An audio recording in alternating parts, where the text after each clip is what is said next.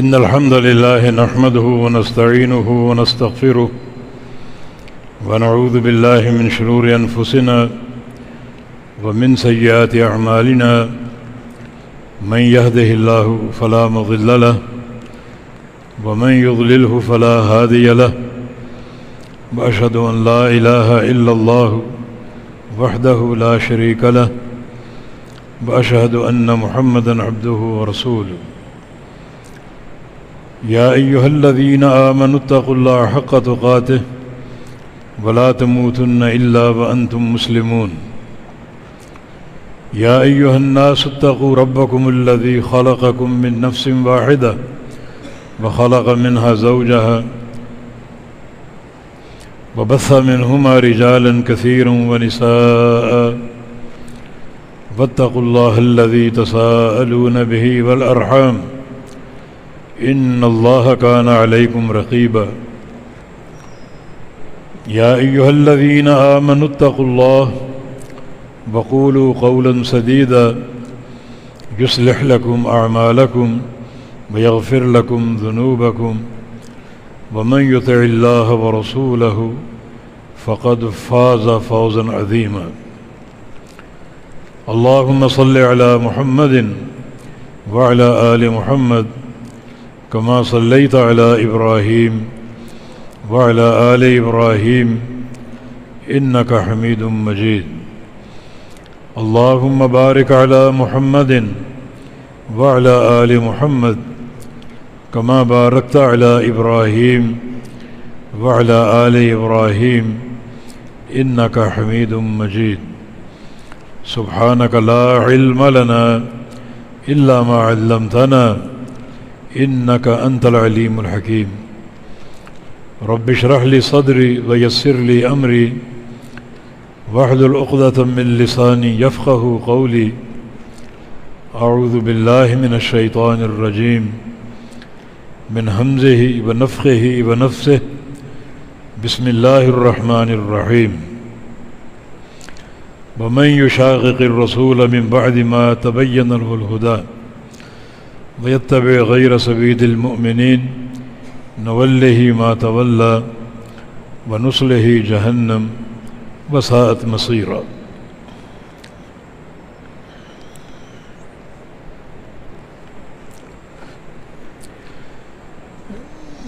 اس نشست کا موضوع قرآن و حدیث اور فہم سلف صالحین، یعنی کتاب و سنت کو سمجھا جائے سلف صالحین کی سمجھ کی روشنی میں اور ان کے فہم کی روشنی میں۔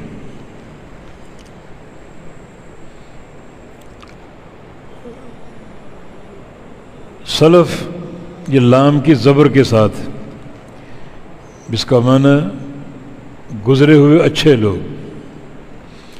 یہ عربی زبان کی یہ ایک بڑی وسعت ہے۔ اگر لام زبر کے ساتھ ہو سلف تو گزرے ہوئے اچھے لوگ، اور اگر لام کی جزم کے ساتھ ہو سلف تو گزرے ہوئے برے لوگ۔ یعنی ایک حرکت کی تبدیلی سے معنی کا فرق زمین و آسمان کا پڑ جاتا ہے۔ اسی طرح خلف اور خلف ہے۔ خلف کا معنی پیچھے آنے والے اچھے لوگ، اور اگر خلف ہو لام کی جزم کے ساتھ تو معنی پیچھے آنے والے برے لوگ۔ تو اس سے ایک تلفظ کی اصلاح بھی مقصود ہے۔ ہم کہتے ہیں فلاں سلفی ہے، سلفی غلط ہے، سلفی لام کی زبر کے ساتھ فلاں سلفی ہے، ان اچھے گزرے ہوئے لوگوں کا پیروکار۔ سلفی کا معنی برے لوگوں کا پیروکار۔ یہ کلمہ ہماری زبان پر سلفی ادا ہوتا ہے جبکہ یہ سلفی لام کی زبر کے ساتھ، اور صالحین ساتھ ہے، نیک۔ اس لیے کہ جو لوگ گزر چکے ان میں بھی بعض لوگ شر تھے، برے تھے، عقیدوں میں کچھ نہ کچھ جھول تھا، عمل میں خرابی تھی، تو اس لیے صالحین کی قید سے برے لوگ سارے نکل گئے، سلف صالحین۔ اور اس سے مراد کیا ہے؟ کچھ علماء کا قول ہے کہ اس سے مراد صحابہ کا دور ہے، صحابہ کی جماعت، اور کچھ علماء کی رائے ہے کہ صحابہ کے ساتھ تابعین کا دور بھی۔ صحابی کی تعریف کیا ہے؟ وہ شخصیت جو نبی علیہ السلام سے ملا ہو ایمان کی حالت میں۔ کچھ علماء نے یہ تعریف کی کہ نبی علیہ السلام کو دیکھا ہو بحالت ایمان، اور اسی ایمان پر فوت ہو، جب مرتد نہ ہوا۔ لیکن پہلی تعریف جامع ہے، نبی علیہ السلام کو ملا ہو، کیونکہ بعض صحابہ نابینے بھی تھے، نبی علیہ السلام کو دیکھ نہیں سکے مگر ملاقات تھی ان کی، جیسے عبداللہ بن مکتوم رضی اللہ عنہ نابینا تھے، ملاقات تھی لیکن دیکھنے کا شرف نہیں تھا، تو نبی علیہ السلام کو ملا ہو بحالت ایمان، اور اسی ایمان پر اس کا انتقال ہو جائے، اس صحابی کی تعریف۔ اور تابعی کی تعریف کیا ہے؟ جس نے صحابی کو دیکھا ہو اور صحابی سے ملاقات کی ہو بحالت ایمان، وہ تابعی ہے۔ تو کچھ علماء کی رائے سلف سے مراد صحابہ کا دور، اور کچھ کی رائے ہے سلف سے مراد صحابہ اور تابعین دونوں کا دور، جبکہ تیسری رائے جو نصوص کے مطابق ہے، دلائل کے مطابق ہے، وہ یہ ہے کہ سلف کا اطلاق 3 ادوار پہ ہوتا ہے: دور صحابہ، دور تابعین اور دور اتباع تابعین۔ اس پر 2 حوالے پیش کرتے ہیں کہ یہ تینوں دور بڑے ہی اہم، پاکیزہ اور مشہود لہا بالخیر ہیں، جن کی خیر کی گواہی نبی علیہ السلام نے دی۔ صحیح بخاری کی دونوں حدیثیں ہیں، آپ کا فرمان خیر الناس قرنی ثم الذین یلونہم ثم الذین یلونہم، سب سے بہترین زمانہ میرا ہے، پھر اس کے بعد اور پھر اس کے بعد، یعنی سب سے بہترین زمانہ جس میں آپ تھے اور صحابہ تھے، پھر اس کے بعد کا دور یعنی تابعین، پھر اس کے بعد کا دور اتباع تابعین۔ تو نبی علیہ السلام نے 3 زمانوں کو خیر کہا ہے، تو نصاً یہ بات ثابت ہو جاتی ہے کہ سلف کا اطلاق ان 3 زمانوں پر، تینوں خیر کے دور تھے اور خیر کے زمانے تھے۔ ایک اور صحیح بخاری کی حدیث ہے، رسول اللہ صلی اللہ علیہ وسلم کا فرمان ہے: یخرج فئام من الناس، ایک جماعت نکلے گی لوگوں کی جہاد کے لیے، فیقال، پوچھا جائے گا، حل فیکم من صاحب رسول اللہ صلی اللہ علیہ وسلم، کیا تم میں کوئی نبی علیہ السلام کا صحابی موجود ہے، کوئی ایسی شخصیت جس نے بحالت ایمان نبی علیہ السلام سے ملاقات کی ہو، موجود ہے؟ جواب ملے گا ہاں فلاں شخص موجود ہے، وہ نبی علیہ السلام کا صحابی۔ فیفتح اللہ لہم، تو اللہ تعالیٰ اس صحابی کے وجود کی برکت سے اس جماعت کو فتح عطا فرما دے گا۔ ثم یخرج فئام من الناس، کچھ عرصے بعد ایک اور جماعت نکلے گی جہاد کے لیے، پھر سوال ہوگا، حل فیکم من رآ من صاحب النبی صلی اللہ علیہ وسلم، کیا تمہارے بیچ ایسی شخصیت ہے جس نے کسی صحابی کو دیکھا ہو، صحابی کی زیارت کی ہو؟ جواب ملے گا ہاں فلاں شخصیت ہے، وہ صحابہ سے مل چکا ہے اور صحابہ کی زیارت ان کو حاصل ہے، تو اللہ تعالیٰ اس شخص کی موجودگی کی برکت سے بھی اس جماعت کو فتح دے دے گا۔ ثم یخرج فئام من الناس، پھر ایک اور جماعت نکلے گی جہاد کے لیے، پوچھا جائے گا حل فیکم من رعا من صاحب النبی صلی اللہ علیہ وسلم، کہ تمہارے بیچ ایسی شخصیت ہے جس نے کسی تابعی کو دیکھا ہو؟ جواب ملے گا ہاں فلاں شخصیت ہے جس نے فلاں تابعی کو دیکھا ہے، ملاقات کی ہے، تو اللہ تعالیٰ اس تابعی اور تبع تابعی کی برکت سے بھی اس جماعت کو فتح عطا فرما دے گا۔ تو اس حدیث میں 3 ادوار کا ذکر، یعنی صحابہ کا دور اور صحابہ کی شخصیت اور تابعین کی شخصیت اور اتباع تابعین کی شخصیت۔ تو یہاں بھی اس حدیث سے بھی ان 3 جماعتوں اور ان 3 قسم کے افراد اور 3 ادوار کے خیر ہونے کی گواہی ملتی۔ تو اس لیے جو زیادہ معروف قول جس پر شیخ البانی رحمہ اللہ کی رائے بھی قائم ہے کہ ان نصوص کی روشنی میں سلف کا اطلاق ان 3 ادوار پر ہوتا ہے، دور صحابہ پر، دور تابعین پر اور دور اتباع تابعین پر۔ اب جو ہم فہم سلف کی بات کرتے ہیں تو فہم سلف دین کا مصدر نہیں ہے، دین کے مصدر 2 تھے، قرآن اور حدیث۔ فہم صحابہ دین کا مصدر نہیں ہے، بلکہ جو دین کے مصدر ہیں یعنی کتاب و سنت، ان کو حاصل کرنے کا طریقہ اور ان کے فہم کا طریقہ ہے، مصادر نہیں۔ صحابہ یہ بات جانتے تھے کہ جو دین کے مصادر، انہیں تلقی بالعلم جس کو کہا جاتا ہے، علم کو لینا، تلقی العلم، یہ 2 مصادر سے قرآن اور حدیث، دونوں اللہ کی وحی، وانزل اللہ علیک الکتاب والحکمہ، اور قرآن و حدیث میں پورا دین موجود ہے، کتاب و سنت میں پورا دین موجود۔ جامع ترمذی کی روایت ہے، کچھ یہودیوں نے مذاق اڑایا اور سلمان فارسی سے کہا لقد علمکم نبیکم کل شیء حتی الخراء، کہ تم کتنے بھولے بھالے لوگ ہو، جاہل قسم کے، کہ تمہارے نبی نے تمہیں ہر شے سکھائی، حتیٰ کہ استنجا کے آداب بھی سکھائیں۔ اس قدر تم ایک ناآشنا اور جاہل لوگ ہو۔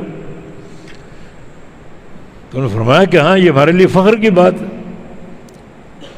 ہمیں نبی علیہ السلام نے استنجا کے آداب بھی سکھا دیے، اور کوئی دین کا پہلو اس عقل پر نہیں چھوڑا۔ یہ دین وحی۔ یہ قول یہودیوں کا ایک مذاق تھا، مگر یہ دین کے شمول کی دلیل، کس قدر یہ دین کامل اور شامل ہے۔ جس دین میں استنجا کے آداب سکھائے گئے موجود ہیں، تو سب سے اہم مسئلہ تو عقیدے کا، وہ کیوں نہ پوری طرح موجود ہوگا، پھر احکام، دین اسلام کی 5 بنیادیں، ان کا طریقہ، وہ کیوں نہ موجود ہوگا۔ تو یہ قول شمول دین کی دلیل ہے۔ اور ایک اثر جناب ابو ذر غفاری رضی اللہ عنہ کا بھی، بتائیں کہ توفی رسول اللہ صلی اللہ علیہ وسلم وما طیر یطیر بجناحہ الا اعطانا منہ علما، جب نبی علیہ السلام کا انتقال ہوا تو ہمیں فضاؤں میں اڑنے والے پرندوں کا بھی علم دے گئے، زمین کے قضایا، زمین کے مسائل، زمین والوں کے مسائل سارے حل کر ہی گئے، مگر جو پرندے آسمانوں میں اڑتے ہیں ان کی بھی خبر دے گئے، ان کا بھی علم دے گئے۔ یہ قول بھی شمول دین کی دلیل ہے۔ تو کتاب و سنت مصدر تلقی ہیں، تلقی علم، حصول علم کے دو مصادر، اور پورا شرع علم ان دو مصادر میں محصور ہے۔ باقی اجماع اور قیاس یہ الگ بحث ہے، وہ انہی کے تابع ہیں۔ اصل یہ دو مصادر ہیں، اور اگر ان دو مصادر کا فہم ہم سلف صالحین سے لے لیں، صحابہ سے لے لیں، اور کوئی مسئلہ ایسا نہیں ہے جس میں سلف کا قول موجود نہ ہو، ان کا فتویٰ موجود نہ ہو، اور ان کا عمل موجود نہ ہو، تو اگر انصاف ہو اور اللہ کا خوف ہو اور بندہ تقویٰ کے منہج پر قائم ہو، تو یہ ایک ایسی کامل حقیقت ہم نے بیان کر دی کہ پورا دین انہی تین نقطوں میں محصور ہے: قرآن، حدیث اور فہم سلف، کتاب و سنت اور فہم سلف۔ تو دوبارہ عرض کرتا ہوں کہ فہم سلف یہ تلقی علم کا مصدر نہیں ہے، بلکہ کتاب و سنت جو اصل مصادر ہیں دو، ان کو سمجھنے کا طریقہ، راستہ ان کے فہم کا، یہ فہم سلف ہے صالحین، جس کی بڑی ضرورت اور اہمیت ہے۔ ورنہ جو کائنات کی جو اس امت میں جو پہلی بدعت ہے اور پہلا مبتدع فرقہ جو ہے خارجی، ان کی گمراہی کا سبب کیا تھا؟ فہم سلف سے دوری اور نصوص کو سمجھنا اپنی عقل سے۔ حالانکہ خوارج کا دور حضرت علی کے دور میں یہ پیدا ہو چکے تھے، یہ اول دور ہے تقریباً، بڑے بڑے صحابہ موجود تھے، مگر فہم کی غلطی کر کے نتیجہ یہ کہ ایک نیا فرقہ ظہور پذیر ہوا۔ جس وقت ایک لڑائی جاری تھی امیر معاویہ اور جناب علی بن ابی طالب رضی اللہ عنہما کے لشکروں میں جنگ صفین ہوئی، اور جنگ صفین میں بے شمار مسلمان قتل ہوئے دونوں طرف سے، حتیٰ کہ دونوں لشکروں کی طرف سے قرآن اٹھائے گئے کہ لڑائی کی بجائے قرآن پر فیصلہ کرو، اور لڑائی ان کی اجتہادی امر تھا، دونوں اپنے موقف کو درست سمجھتے تھے۔ لڑائی کا وقت ہوتا لڑتے، لڑائی ختم ہوتی اکٹھے مل کر کھانا کھاتے، مانا کوئی تعصب نہیں تھا، اپنے موقف کو دونوں درست سمجھتے تھے، اس پر دونوں قائم ہیں۔ قرآن اٹھائے گئے، چنانچہ دونوں لشکروں کے امیروں نے تحکیم کا فیصلہ کیا، اور تحکیم کے لیے جناب علی رضی اللہ عنہ نے ابو موسیٰ اشعری کا انتخاب کیا کہ تم جاؤ مجلس تحکیم میں فیصلے کے لیے، اور امیر معاویہ کی طرف سے عبداللہ بن عمرو بن عاص رضی اللہ عنہ، تو یہ دونوں بزرگ جمع ہوئے، اور خوارج اس تحکیم کو دیکھ کر جناب علی کے گروہ سے نکل گئے، خروج اختیار کیا، قرآن کی ایک نص کو غلط سمجھتے ہوئے۔ انہوں نے کہا لا حکم الا للہ، حکم تو اللہ کا ہے، یہ لوگ کہاں سے آگے حکم دینے والے اور فیصلہ کرنے والے؟ فیصلہ اللہ کا ہے۔ یہ آیت پڑھ کر جماعت علی سے انہوں نے خروج اختیار کر لی، خارجی بن گئے۔ پھر ان کی بدعت اور ان کی خرافات بڑھتی گئیں، عجیب و غریب نظریے، نصوص کا انکار،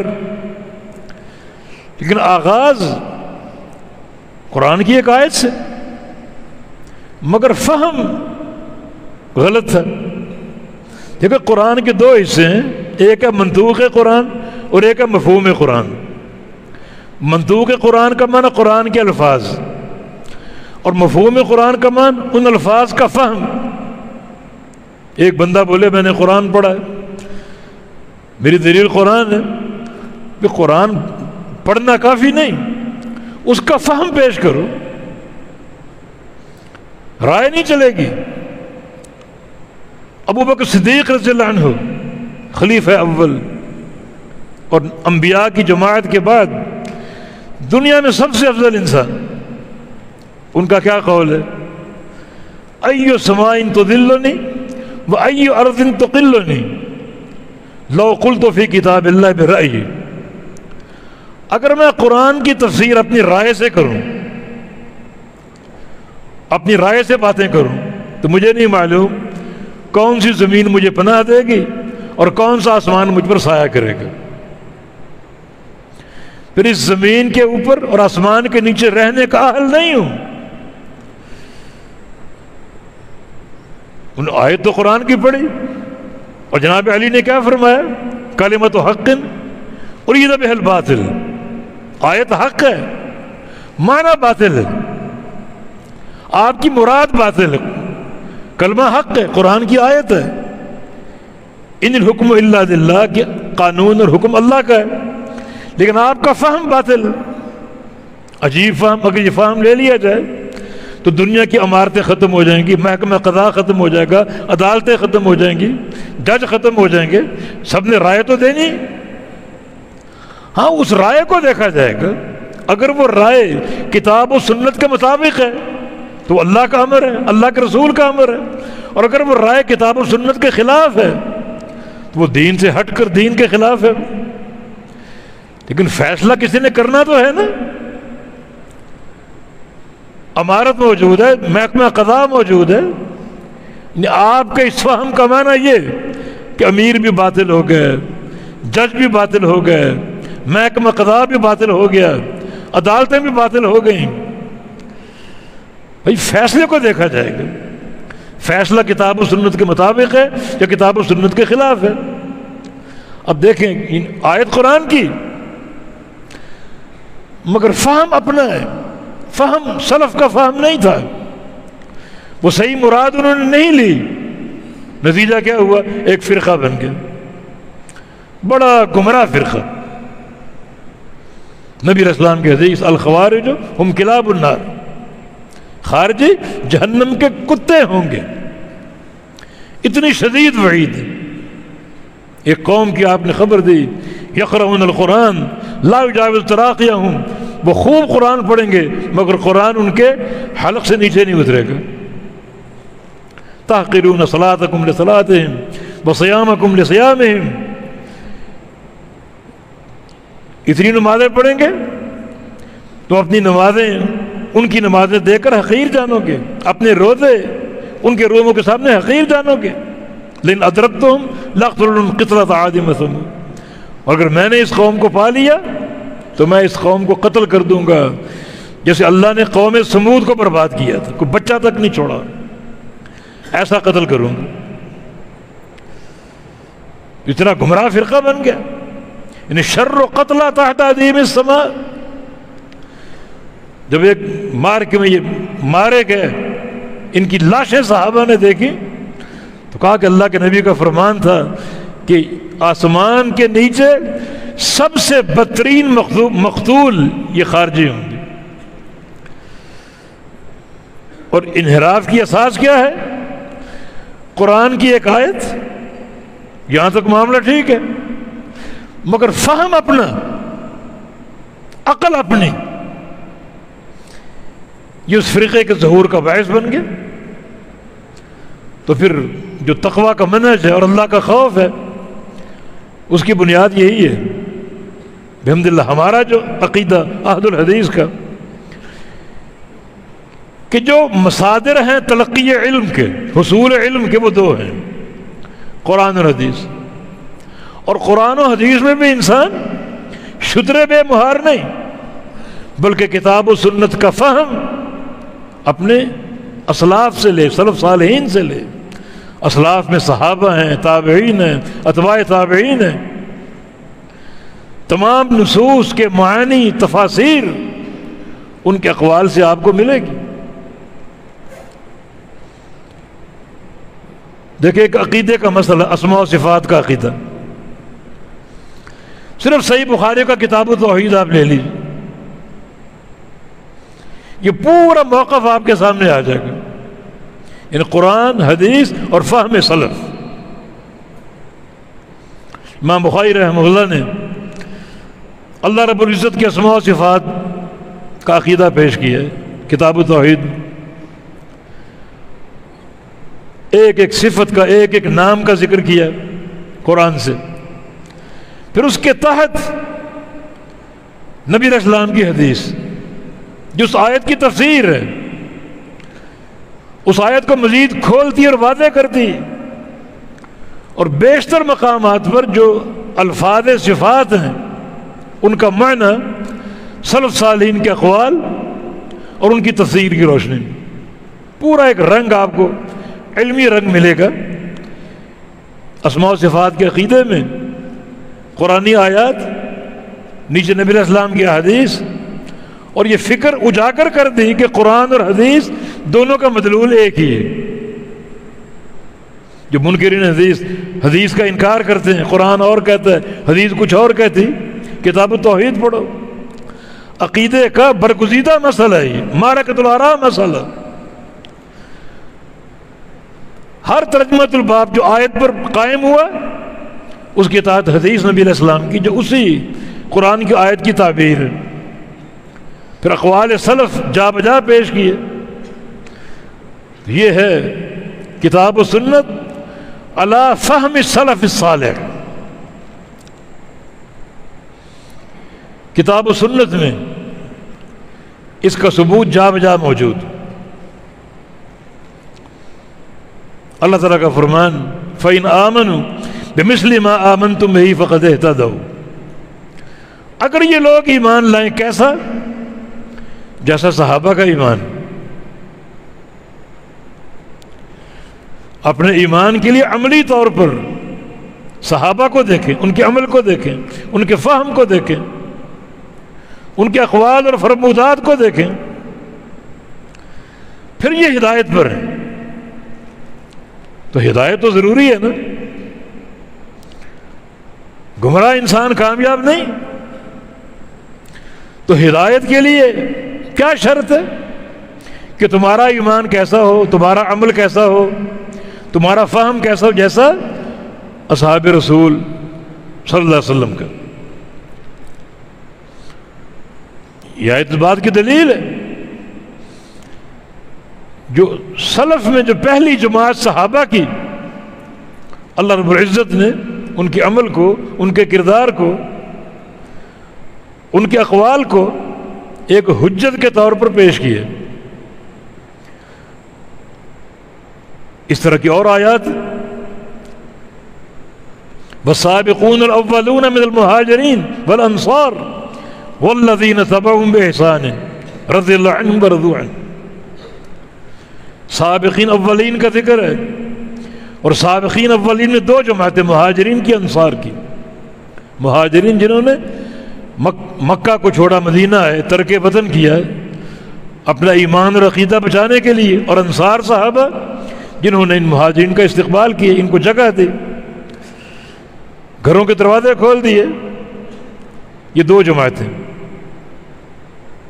جو گزر چکی، یہ آیت کریمہ بتا رہی ہے کہ اللہ تعالیٰ کس سے راضی ہے، تو اس کی رضا کی تلاش تو کرنی۔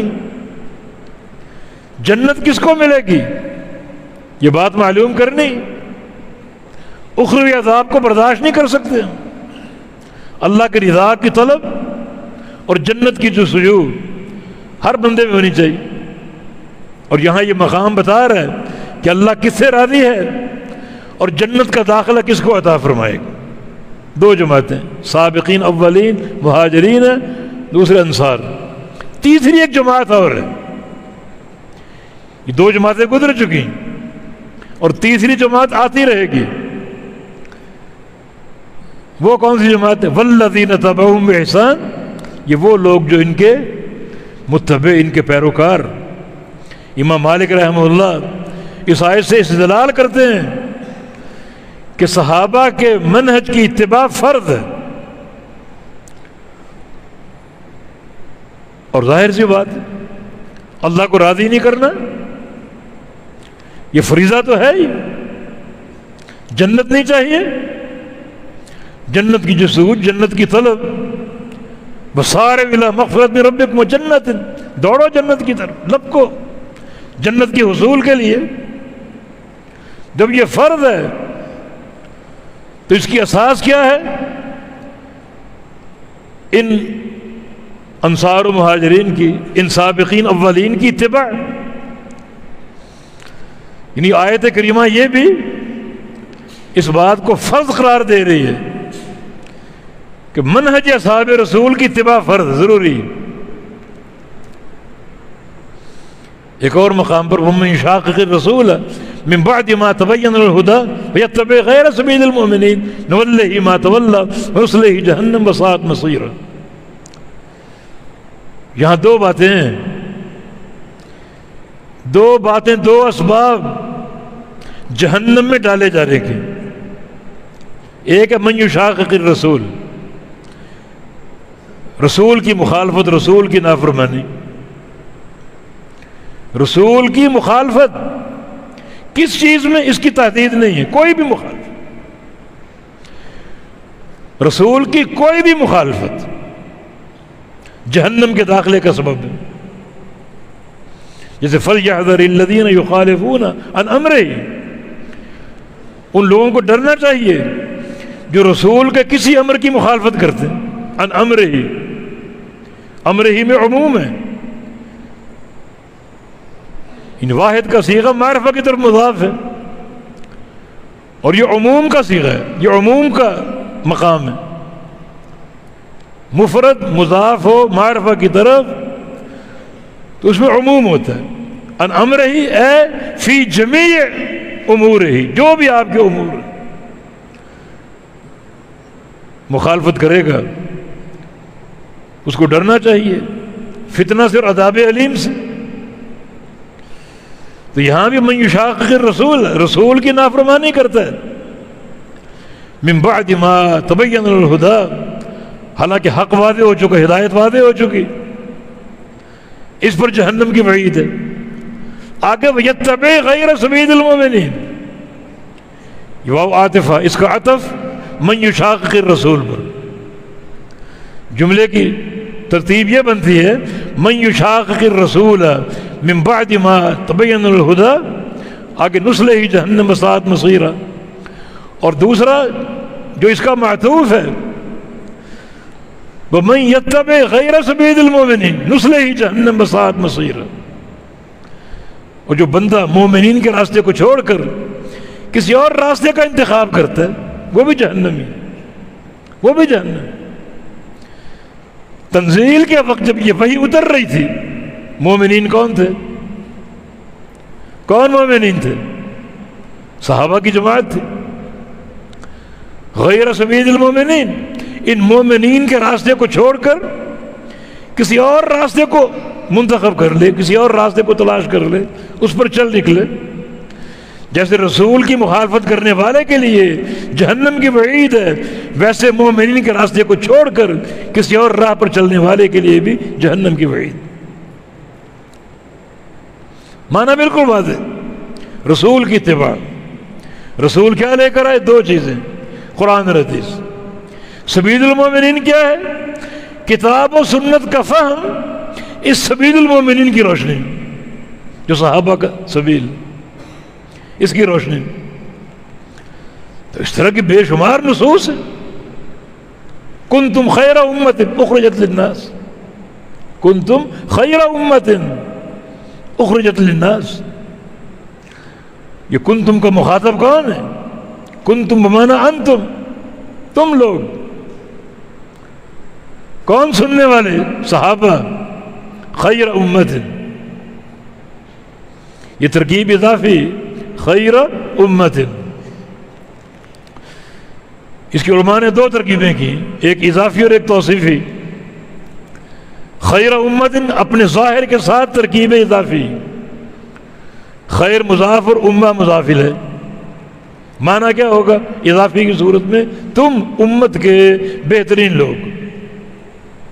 اضافی ترکیب، تم امت کے بہترین لوگ. مخاطب کون ہے؟ صحابہ. اور آگے کیا؟ اخرجت للناس، جن کو نکالا گیا ہے لوگوں کے لیے. اخرجت بمانا اظہرت، تمہیں ظاہر کیا گیا، نکالا گیا، پیدا کیا گیا لوگوں کے لیے. مانا تمہارا اخلاق، تمہارے اقوال، تمہارا منہج، تمہارا فہم لوگوں کے لیے حجت اور مثال کے طور پر اس نص نے پیش کیا. یہ ایک معنی ہے. یعنی کنتم کا مخاطب کون ہے؟ صحابہ.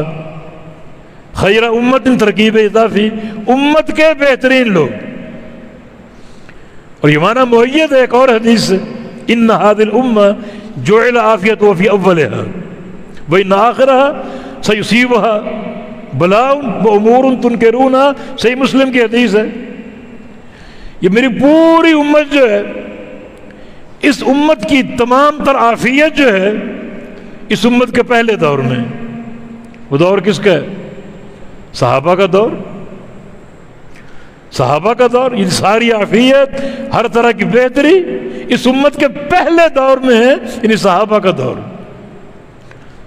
یہ بات قرآن کر رہے، کنتم خیر امہ، جو پوری امت ہے میری، اس پوری امت میں تم یعنی صحابہ سب سے بہترین لوگ.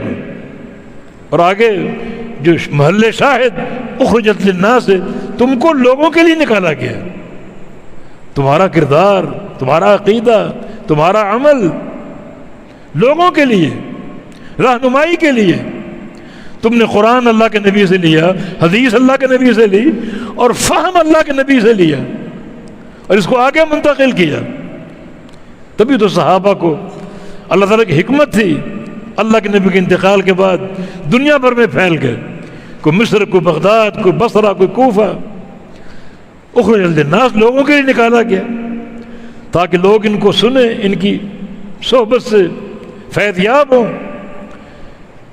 ان کا علم حاصل کریں. تو اس طرح کے بے شمار نصوص جو سلف صالحین کے فہم کو قبول کرنے اور لینے کی ترغیب دیتے. یہ کنتم خیر امہ کا دوسرا معنی یہ ترکیب توصیفی. اس صورت میں مخاطب پوری امت ہے. تقدیر عبارت یوں بنتی ہے اصل میں، کنتم امتن خیرن، امتن موصوف اور خیرن صفت. بعض اوقات معنی میں مبالغہ پیدا کرنے کے لیے اور مزید قوت کو ظاہر کرنے کے لیے صفت کو مقدم کرتے ہیں موصوف پر، اور پھر صفت کو موصوف کی طرف مضاف کر دیتے ہیں. یا امتن خیرن تھا، خیرن صفت، امہ موصوف، صفت کو مقدم کیا اور اس کو امت کی طرف مضاف کر دیا. لیکن معنی ترکیب توصیفی کا کہ تم یعنی امت محمدیہ صلی اللہ علیہ وسلم سب سے بہترین امت. دونوں معنی درست ہیں، اور دونوں معنی جو عموم مقاصد شریعت ان کے خلاف نہیں. تو اگر پہلا معنی لیں تو کنتم کا مخاطب کون ہے؟ صحابہ. صحابہ کیا ہیں؟ خیر امہ، اس پوری امت میں سب سے بہترین لوگ. اور ان کی دوسری خوبی، دوسرا وصف کیا ہے؟ اخرجت للناس، جن کو ظاہر کیا گیا لوگوں کے لیے. رہتی دنیا تک لوگ ان کو پڑھیں، ان کو سمجھیں، ان کے فہم کو لیں، اس طرح کتاب و سنت کو سمجھیں، حق اور عافیت پر قائم رہیں. بے شمار حدیثیں بھی ہیں. نبی علیہ السلام کا فرمان، خیر الناس قرنی ثم الذین یلونہم ثم الذین یلونہم، کہ سب سے بہترین میرا زمانہ ہے. یعنی میں اپنے صحابہ کے ساتھ ہوں، یہ میرا دور سب سے بہترین. پھر اس کے بعد تابعین کا دور، پھر اس کے بعد اتباع تابعین کا دور. یہ تین ادوار کو آپ نے ان مشہود لہا بالخیر قرار دیا، ان کی افضلیت کا عندیہ دیا. جس کا معنی یہ تین ادوار جو ہیں، ان تین ادوار کا علم بڑا ہی نافع علم ہے، جس پر آپ کا پورا ارتکاز ہونا چاہیے. اور کتاب و سنت کے فہم کے لیے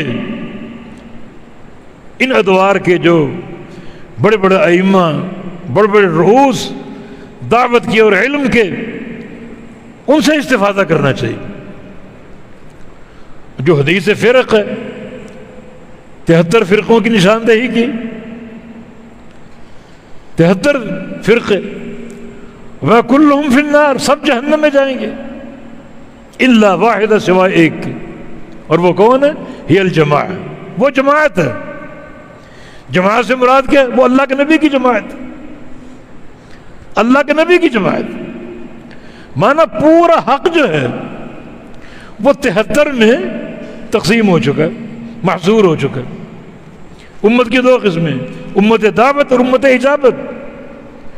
امت دعوت عام ہے، اس میں یہودی، عیسائی، مجوسی، کافر، مشرک سب شامل، دعوت دی گئی، قبول نہیں کی۔ امت اجابت وہ لوگ مراد ہیں جنہوں نے دعوت قبول کی۔ اب جو امت اجابت ہے یہ 73 فرقے ہوں گے، حدیث بڑی اہم ہے، 73 فرقے ہوں گے امت اجابت کے۔ اب پوری امت کا خلاصہ ہے یہ، 73 فرقے ہوں گے اور سارے جہنمی سوائے ایک کے۔ اگر حق آپ کو کتاب و سنت سے دکھائی نہیں دے رہا تو حدیث فرق کو نزاع کے خاتمے کا سبب بناؤ، اس سے سمجھو، سوائے ایک کے باقی سب جہنمی۔ اب جہنمی کیسے؟ واللہ اعلم، ہمیشہ ہمیشہ کے جہنمی یا ایک وقت مخصوص جہنم میں جائیں گے اور اپنی سزا بھگت کر نکال دیے جائیں گے، اللہ اعلم۔ لیکن جو طائفہ منصورہ اور کامیاب جماعت یہ کون ہے؟ ما انا علیہ اليوم واصحابی، الجماعہ بھی کہا گیا، اللہ کے نبی کی جماعت۔ اس کی تعریف کیا ہے؟ دوسری حدیث، ما انا علیہ اليوم واصحابی، جس پہ میں ہوں اور میرے صحابہ ہیں۔ اگر صرف کتاب و سنت یہ کافی ہوتے تو حدیث یوں ہوتی، ما انا علیہ، جس پر میں ہوں، جو اس پر قائم ہے وہ طائفہ منصورہ ہے۔ لیکن ما انا علیہ نہیں، آگے وہ صحابی بھی، جس پر میں ہوں اور میرے صحابہ۔ میرے صحابہ دین کا مصدر نہیں، بتا چکا ہوں، میرے صحابہ فہم دین کا راستہ ہے، انہوں نے یہ فہم مجھ سے لیا، آگے منتقل کیا۔ اس فہم پر ارتکاز کرو گے تو یہ ہدایت کا راستہ ہے۔ یہ نصوص نبی علیہ السلام کی ایک اور حدیث، فَإِنَّهُ مَن يَعِشْ مِنكُم بَعْدِي فَسَيَرَى اخْتِلَافًا كَثِيرًا فَعَلَيْكُم بِسُنَّتِي وَسُنَّةِ الْخُلَفَاءِ الرَّاشِدِينَ الْمَهْدِيِّينَ۔ میرے بات میں بڑے اختلافات دیکھو گے، بڑے اختلافات۔ اس وقت تم نے کیا کرنا ہے؟ سب کچھ چھوڑ دینا ہے، میری سنت کے ساتھ چمٹ جانا ہے۔ مانا کہ جس مسئلے میں اختلاف ہوا اس میں کیا تعلیم ہمیں دی گئی، ہر چیز چھوڑ دو، صرف میری سنت کو تھام لو، بس۔ کچھ سمجھ آ رہا ہے؟ اگر اختلاف ہوا اور ایک شافعی اپنے امام کے قول سے چمٹا رہے، ایک حنفی اپنے امام کے ساتھ چمٹا رہے، ایک حنبلی اپنے امام سے چمٹا رہے، ایک مالکی اپنے امام سے چمٹا رہے، کیا یہ اللہ کے نبی کی تعلیم ہے؟ اختلاف ہو تو اپنے اپنے اماموں کو دیکھ لو، یہ تعلیم ہے؟ نص پر غور کرو، اختلاف ہو کیا کرنا ہے تم نے؟ فعلیکم بسنتی، میری سنت کے ساتھ چمٹ جانا۔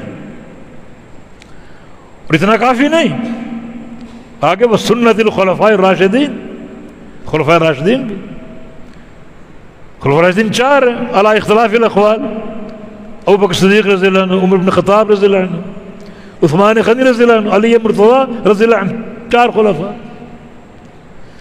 اور ان چاروں کی سنت کیوں؟ ان کو نصاً ایک تمیز حاصل ہے، یہ مہدیین ہیں، نبی علیہ السلام فرما رہے ہیں۔ خالی خلفاء نہیں بلکہ مہدیین بھی ہیں، اللہ کی طرف سے ہدایت یافتہ. اور شخص ہے دنیا میں ایسا جس کو مہدی قرار دیا گیا ہو کہ اللہ کی طرف سے ہدایت یافتہ، ان کی پیروی کرو.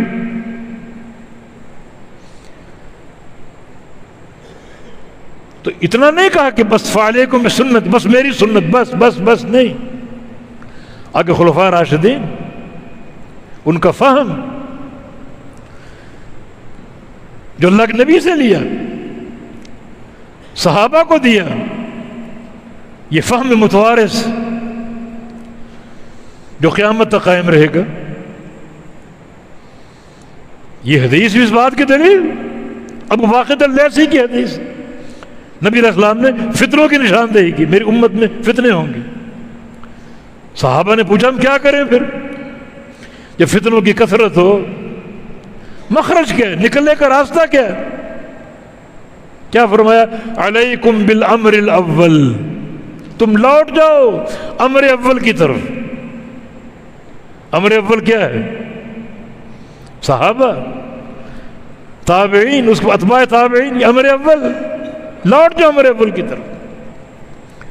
یعنی اپنی عقل استعمال کرنے کی بجائے، اپنی رائے کو دخل دینے کی بجائے امر اول میں تلاش کرو اس مسئلے کا حل. وہ صحابہ، سلف صالحین. تو یہ کتاب و سنت کے بے شمار نصوص ہیں. ان نصوص سے سلف صالحین کیا سمجھے؟ چند مسعود رضی اللہ عنہ، امت کے چوٹی کے فقیہ، بڑے ان کے مناقب ہیں. وہ فرماتے ہیں کہ تعلم العلم قبل ان یقبض وعلیکم بالعتیق، علم حاصل کر لو قبل اس کے کہ علم. اس دور میں قراء یا قاری علماء کو کہا کرتے تھے. آج ہم اکثر صرف قرآن پڑھتے ہیں، فہم اور سمجھتے نہیں ہیں، تفسیر اور ترجمہ نہیں پڑھتے، بس حفظ کر لیا، قراءت سیکھ لی اور بس کہیں مدرس ہو گئے. یہ قراء. اس دور میں قراء فہم کے ساتھ قرآن پڑھا کرتے تھے، فہم کے ساتھ. عبداللہ بن عمر نے 8 سال میں سورہ بقرہ سیکھی، فہم کے ساتھ، سمجھ کے ساتھ. یا معاشر القراء، اے علماء، اے قراء، خذو طریق من کان قبلکم، پکڑ لو راستہ ان لوگوں کا جو تم سے پہلے گزر چکے ہیں. نئے راستے مت کھولو، ان کا راستہ پکڑ لو جو تم سے قبل گزر چکے. عبداللہ بن عباس، مفسر قرآن، حبر امت، ان کا قول علیک بالاستقامہ، علیک بالاستقامہ واتبع الامر الاول. استقامت پکڑ لو یعنی سیدھا ہو جاؤ. وَإِنَّ الَّذِينَ قَالُوا رَبُّنَا اللَّهُ ثُمَّ اسْتَقَامُوا، سیدھے ہو جاؤ یا جم جاؤ، دونوں معنی. استقامت کا معنی کتاب و سنت کے ساتھ پوری طرح سیدھا ہو جائے، یا استقامت کا معنی کتاب و سنت کے علم پر، عقیدہ توحید پر پختگی کے ساتھ جم جاؤ. علیکم بالاستقامہ. اور واتبع الامر الاول، اور پیروی کر، اتباع کر امر اول کی، امر اول کی. اور ولا تبتدع، نئے شوشے مت چھوڑو، نئے شوشے مت چھوڑو، امر اول کی پیروی کرو. مانا کتاب و سنت اصل ہے، اور کتاب و سنت کے فہم کے لیے بجائے اس کے کہ اپنی عقل استعمال کرو، رائے استعمال کرو، امر اول کو دیکھو. اور ہر قرآن کی آیت میں آپ کو اقوال ملیں گے صحابہ کے، تابعین کے. آپ کتب تفسیر پڑھیں، حدیث کے تعلق سے بھی شروع حدیث کی پڑھیں، وہ تو نصوص کی تعبیر آپ کو سلف صالحین سے ملے گی. امام اوزاعی رحمہ اللہ بڑی چوٹی کے امام تھے، بہت بڑے امام، شام کے محدث تھے، فقیہ تھے. ان کا ایک واقعہ امام ذہبی نے نقل کیا. حج میں سواری پر سوار تھے اور آگے سے سواری ایک شخص لے کر چل رہا ہے اور پیچھے ایک شخص اس سواری کو دھکا دے رہا ہے. پوچھا گیا من السائق، دھکا دینے والا کون تھا؟ جواب امام مالک رحمہ اللہ. اور سواری کو کھینچنے والا کون تھا؟ امام سفیان ثوری رحمہ اللہ. اور سوار کون ہے؟ امام اوزاعی شام کے محدث اور فقیہ. ان کا قول ہے علیک بآثار من سلف، تم پر یہ فرض ہے کہ تم گزرے ہوئے جو لوگ ہیں سلف صالحین ان کے آثار کو پکڑ لو. وَإِن رَفَضَكَ النَّاسِ، لوگ تمہیں مسترد کر دیں، لوگ تمہیں مسترد کر دیں، مگر تم کسی کی پرواہ نہ کرو. جو منہج سلف صالحین کا، ان کے اقوال، ان کے آثار، انہی کو پکڑ لو، بجائے اس کے کہ نئے شوشے چھوڑو یا ان کو چھوڑ کے اپنی عقل اور رائے کا استعمال کرو، ان کی اتباع کرو. اور امام مالک کا قول تو معروف ہے، لن یصلح آخر هذه الامہ الا ما اصلح اولها. اس امت کے جو آخری دور ہیں ان کی اصلاح اسی شے سے ہوگی جس شے نے اس امت کے پہلے دور کی اصلاح کی. وہ دور کس کا ہے؟ صحابہ کا. اصلاح تھی یا نہیں تھی؟ اولئک هم الصادقون، اولئک هم المفلحون، اولئک هم الفائزون. اصلاح ہے نا. اوپر سے خبریں آ رہی، خوشخبریاں آ رہی، یہ لوگ کامیاب ہیں، یہ لوگ سچے ہیں. ابو بکر فی الجنہ، عمر فی الجنہ، عثمان فی الجنہ، علی فی الجنہ، ابو عبیدہ فی الجنہ. خبریں آ رہی، اصلاح تو ہے ہی. تو فرمایا کہ اس امت کے جو آخری دور آتے جائیں گے ان کی اصلاح کیسے ہوگی؟ اسی شے کے ساتھ جس شے نے اس امت کے پہلے دور کی اصلاح کی. اللہ کی سنت تبدیل نہیں ہوتی، اس دور کی اصلاح کا نظام اور کچھ ہو اور تمہاری اصلاح کا نظام کچھ اور ہو. لن تجد لسنت اللہ تبدیلا، اللہ کا طریقہ تبدیل نہیں ہوتا. امام ذہبی رحمہ اللہ، یہ جرح و تعدیل کا امام، ان کا قول ہے ان احببت یا عبداللہ الانصاف، اے اللہ کے بندے اگر تو انصاف چاہتا ہے، عدل کی بات چاہتا ہے، تو فقف مع نصوص القرآن والسنہ، تو کتاب و سنت کے نصوص پر کھڑے ہو جاؤ، ٹھہر جاؤ. عدل کی بات بتا رہا ہوں، انصاف کی بات. کتاب و سنت کے نصوص پر ٹھہر جاؤ، کھڑے ہو جاؤ. ثم انظر، پھر دیکھو. کیا دیکھو؟ ما قالہ الصحابہ والتابعون وائمۃ التفسیر فی هذه الآیات. پھر یہ دیکھو کہ اس آیت کے بارے میں صحابہ نے کیا کہا ہے، تابعین نے کیا کہا ہے، ائمہ تفسیر نے کیا کہا ہے. پھر یہ دیکھو. اور خاص طور پہ قرآن کی تفسیر. حضرت عمر کا قول ہے کہ یہ اہل الرائے تم سے جھگڑیں گے قرآن پڑھ پڑھ کر. فخذوہم بالسنہ فإن القرآن ذو وجوہ، ان کو سنت سے پکڑو، تم حدیث سے پکڑو. ایک تو حدیث کا مجال بڑا وسیع ہے، ان کو تھکا دے گا. دوسرا قرآن جو ہے وہ ذو وجوہ ہوتا ہے، لوگ اپنی مطلب کے راستے اس سے نکالنے کی کوشش کرتے ہیں.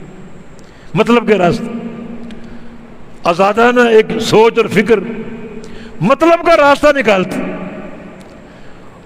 جبکہ سنت اور آثار سلف اس کو پوری طرح مقید کر دے گا، اس مفہوم کو جکڑ دے گا، تمہاری آزادی کو ختم کر دے گا، بے راہ روی کو ختم کر دے گا.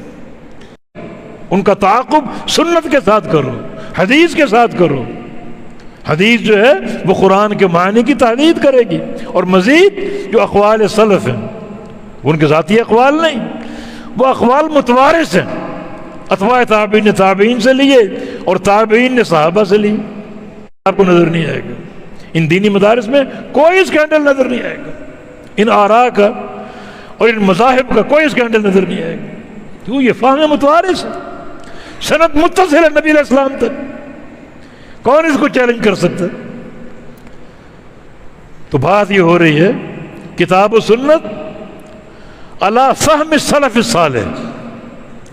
اس موضوع کو بڑا پھیلایا جا سکتا ہے، مگر ہم دو حیثیتوں سے بات کریں گے، دو حیثیتوں سے. اور ممکن ہے کہ آج بات ختم نہ ہو، انشاءاللہ اگلے پروگرام میں اس کو مزید واضح کریں گے. اس موضوع کی جو آج ضرورت ہے، جو مولانا داؤد صاحب نے اس موضوع کا انتخاب کیا، ہو سکتا ہے دو اسباب ہوں۔ ایک یہ کہ فکر سلف کی ضرورت کیوں ہے؟ اس لیے کہ سلف صالحین میں حزبیت نہیں تھی، نہ ان میں کوئی حنفی تھا، نہ کوئی شافعی تھا، نہ کوئی مالکی تھا، نہ کوئی حنبلی تھا، نہ کوئی اشعری تھا، نہ کوئی ماتریدی تھا، نہ کوئی جعفری تھا، کچھ نہیں تھا۔ ان کی جو تفسیر ہے، ان کا جو فہم ہے، حزبیت سے پاک ہوگا۔ آج جو تفسیر ہوتی ہے، یہ دین کا فہم پیش کیا جاتا ہے، وہ اپنی اپنی جماعت کو دیکھ کر پیش کیا جاتا ہے، مذہب کو بچانے کے لیے، مذہب کے دفاع کے لیے، مذہب کے انتصار کے لیے۔ مگر صحابہ میں، تابعین میں حزبیت نہیں تھی۔ بقول شاہ ولی اللہ محدث دہلوی رحمہ اللہ کہ تقلید شخصی 400 سال تک موجود نہیں تھی اس امت میں، 400 سال، نبی علیہ السلام کے انتقال کے 4 صدیوں تک کوئی مقلد نہیں تھا۔ 400 سال بعد تقلید شروع ہوئی۔ تو یہ سلف کا دور، صحابہ کا، تابعین کا، اتباع تابعین کا دور حزبیت سے پاک تھا۔ ان کی جو تفاسیر ہوں گے، ان کے جو اقوال ہوں گے، حزبیت سے پاک ہوں۔ حزبیت تھی ہی نہیں، وہ کسی جماعت سے منسوب تھے ہی نہیں۔ کس کی جماعت تھے وہ؟ ہی الجماعہ، اللہ کے رسول کی جماعت تھے۔ اللہ کے رسول کی جماعت کے لیے پورا تعصب قربان ہے۔ ہاں، اگر میں کہوں میں متعصب ہوں اپنے رسول کے فرمان کے لیے، یہ کوئی عیب نہیں۔ ہم متعصب ہوں اپنی شخصیت کے لیے، اپنے امام کے لیے، اپنے باپ دادا کے لیے، اپنی قوم برادری کے لیے، یہ سارا کا سارا عیب ہے۔ تو فہم سلف کے موضوع کی ضرورت کیوں ہے؟ اس لیے کہ فہم سلف حزبیت سے پاک ہے۔ اس دور میں جماعتیں نہیں تھیں، فرقے نہیں تھے، ان کے اقوال اعتدال پر قائم ہیں، عدل اور انصاف پر قائم ہیں۔ ان کی تفسیر میں قطعاً ان خواہشات کی آمیزش نہیں۔ آج جو بات ہوگی خواہشات کے ساتھ ہوگی، مذہب کے انتصار کے لیے ہوگی، مذہب کو بچانے کے لیے ہوگی، مذہب کے دفاع کے لیے ہوگی۔ پھر یہ تفسیر قابل قبول ہے، یہ رجحان قابل قبول ہے۔ تبھی جو فہم سلف ہے بالکل پاکیزہ، اس کی ضرورت ہے۔ اور یہ فرقے بن چکے ہیں، تقلیدی گروہ بن چکے ہیں، چلے آ رہے ہیں، صدیوں سے چلے آ رہے ہیں۔ اور دوسرا، آج کے پرفتن دور میں بہت سے لوگ اٹھے ہیں، کچھ آپ کو ٹی وی کی اسکرین پر نظر آئیں گے، اور کچھ یہ نیٹ وغیرہ اس پر نظر آئیں گے، بٹن دباؤ سامنے بیٹھے ہیں۔ یعنی ممبر و محراب ان کو قبول نہیں کرتا، اس کے حال بھی نہیں۔ اللہ نہیں چاہتا کہ یہ لوگ اس پاکیزہ ممبر پر بیٹھیں، اس مصلی پر کھڑے ہو کے نماز پڑھیں، اللہ نہیں چاہتا۔ گھروں کے کمرے میں بیٹھے ہیں، ٹی وی کی اسکرین پر نظر آتے ہیں، اور اپنی فکر، مذموم فکر لوگوں تک منتقل کر رہے ہیں۔ یعنی فہم سلف کا کوئی حوالہ نہیں۔ ہو سکتا قرآن کی باتیں کرتے ہوں، ہو سکتا حدیث کی باتیں کرتے ہوں، مگر فہم اپنا۔ میں نے عرض کیا نا، قرآن کے دو حیثیتیں، ایک منطوق قرآن اور ایک مفہوم قرآن۔ منطوق قرآن پیش کرنا کافی نہیں، منطوق قرآن خارجیوں نے پیش کیا، ان حکم الا للہ، مگر فہم ان کا اپنا تھا، ایسا فہم جس نے امارت کو، قضاء کو، ہر چیز کو باطل قرار دے دی۔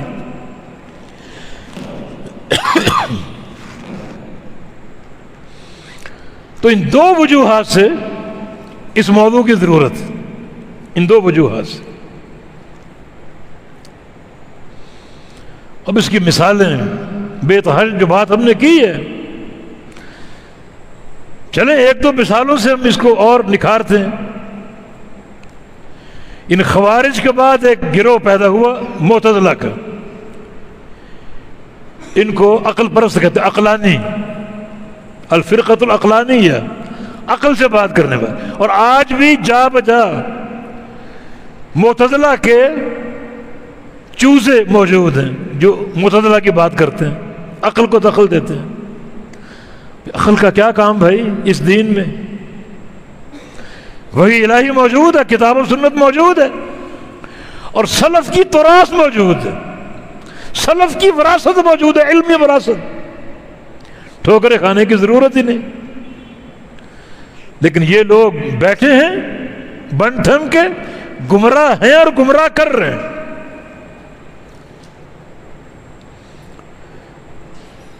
ہم دو اعتقادی حوالے دیتے ہیں معتزلہ کے تعلق سے. بات کچھ آگے بڑھے گی، بہت سے پردے اٹھیں گے. دو اعتقادی حوالے. ایک مسئلہ قرآن نے پیش کیا، وجوہ یومئذ ناظرہ الی ربہا ناظرہ. اس دن بہت سے چہرے تر و تازہ ہوں گے اور اپنے رب کو دیکھنے والے ہوں گے. اس سے یہ معرکۃ العراء مسئلہ ثابت ہو رہا، قیامت کے روز اہل جنت اللہ کا دیدار کریں گے، اللہ کا دیدار کریں گے. معتزلہ یہ عقلانی فرقہ اس کو نہیں مانتا. وہ کہتا ہے اس میں دو محظور ہیں، ہمیں دو اشکال ہیں. نمبر ایک، اللہ تعالیٰ کا چہرہ مان لو جس کو قرآن نے بار بار پیش کیا، یبقى وجہ ربک ذی الجلال والاکرام، یبقى وجہ ربک، تیرے رب کا چہرہ. وہ کہتے ہیں چہرہ ماننے سے تجسیم لازم آتی. یہ اللہ تعالیٰ کا جسم ہے، جسم ماننا پڑے گا. اس لیے چہرے کا دیدار سب کا انکار. دوسرا، ایک چیز ہم دیکھتے ہیں تو وہ کسی جہت میں ہوگی نا، تبھی تو دیکھی جائے گی. وہ کسی جہت میں ہوگی. داؤد صاحب مجھے نظر آ رہے ہیں، میرے دائیں طرف ہیں، جہت ہے نا، دائیں طرف بیٹھے ہوئے. ادھر میں دیکھوں ارشد صاحب، عبید صاحب ہے میرے بائیں طرف ہے. جو بھی چیز دیکھوں گا وہ جہت ہوگی. پنکھا اوپر ہے، جہت ہے. سامنے کھڑکی سامنے، یہ بھی جہت ہے. پیچھے ممبر ہے، یہ بھی جہت ہے. جو بھی چیز آپ دیکھیں گے یا وہ پیچھے ہوگی یا آگے ہوگی یا دائیں ہوگی یا بائیں ہوگی یا اوپر یا نیچے. نیچے کارپیٹ ہے، جہت ہے یہ.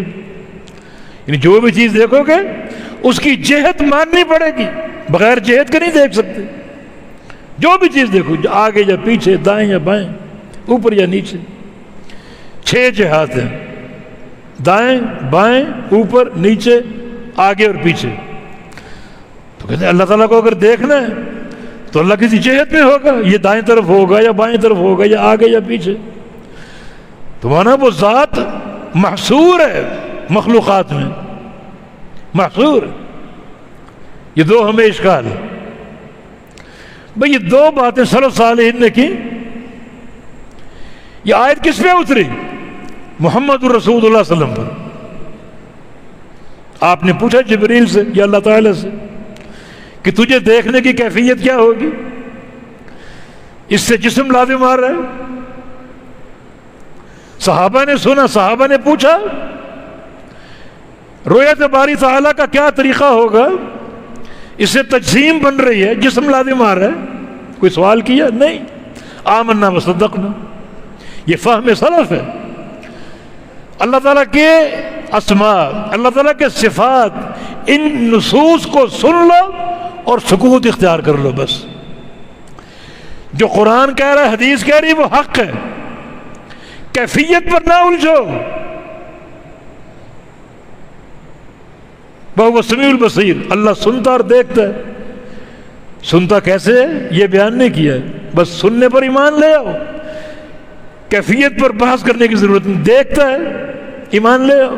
کیسے دیکھتا ہے، ضرورت نہیں. یہ سلف کا فہم ہے. نہ کوئی اعتراض، نہ کوئی اشکال. آمنا وصدقنا. اللہ نے اپنے بارے میں جو خبر دے دی وہ قبول ہے.